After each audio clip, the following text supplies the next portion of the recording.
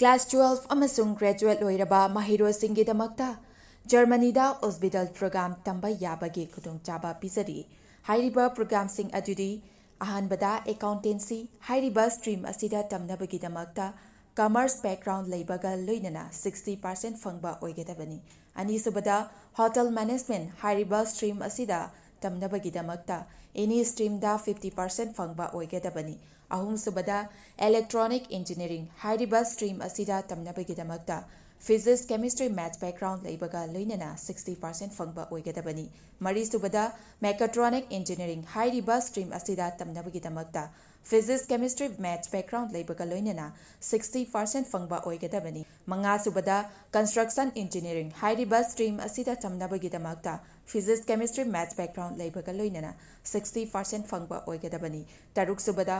automatic mechatronic engineering hairiba stream asida tamnabagidamakta physics chemistry maths background leibaga loinana 60% fangba oigedabani taret subada electrical engineering hairiba stream asida tamnabagidamakta physics chemistry maths background leibaga loinana 60% fangba oigedabani nipan subada